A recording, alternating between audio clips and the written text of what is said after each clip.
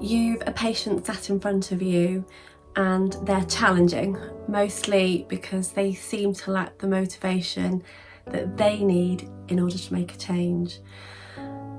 Maybe you've asked them to engage in some kind of home exercise program, but when they come back to see you, you find out that they've not been doing the exercises, and so they're still in pain, they're still lacking in function, and they seemingly want you to fix the problem for them. What do you do?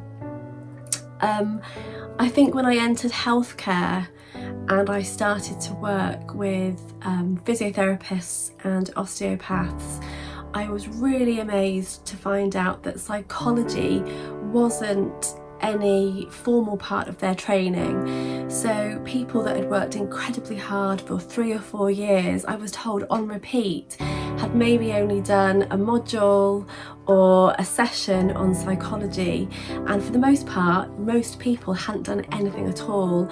And this just completely blew my brain because I didn't understand how, when you're working with people, that you haven't had some psychology integrated into that training. The practitioners I work with are looking for training to bridge that gap, to bridge the education gap that they didn't get when they were being trained. So in the work that I do, I try and give people a really good foundation in understanding the psychology of the patient with a focus on behaviour change.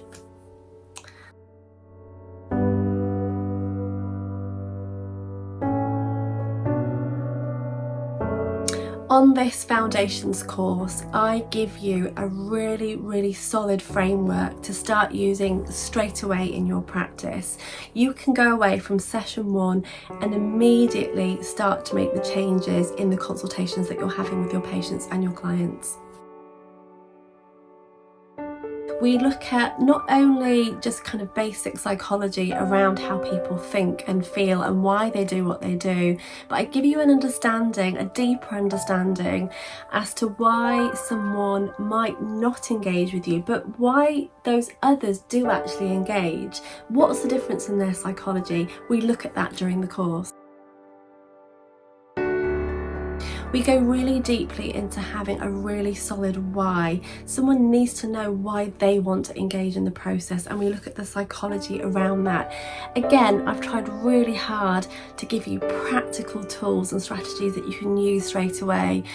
I've definitely been on courses myself in the past where they've been really interesting, the trainer's been really engaging and funny and delightful maybe, but I'm always left thinking, what do I do with that information?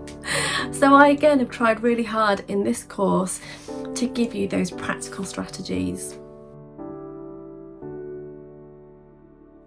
We'll be looking at how you start a consultation with someone. Where do you even begin when you're starting to work with someone who needs to make a change?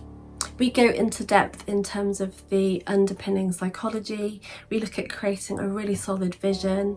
We look at some tools and techniques that maybe you haven't heard of before, like nudging, and I give you some key strategies around motivational interviewing. One of the ways I also really differ, I believe, in the programme that I've put together for you is we also focus for a lot of the programme on you as the practitioner. You see, it's not just about getting your patients to do things differently and to start to think differently. You have to come to the table willing to also look at how you think and how you behave. So one of the things that I really get you to think about is your communication style. How are you presenting yourself in your work? Are you showing up as the leader and the expert in your practice? So we look in depth at how you're showing up as a practitioner, as that expert and that leader, as someone who is leading someone through a change process. You see, it's not just about the patient's psychology, it's about yours as well. You'll go away from this programme feeling more confident, more competent, with a whole new set of tools and strategies to use. I hear on repeat that practitioners again feel reinvigorated to go and start working again with patients, and they're now actually excited about those challenging patients that maybe they felt daunted by in the past.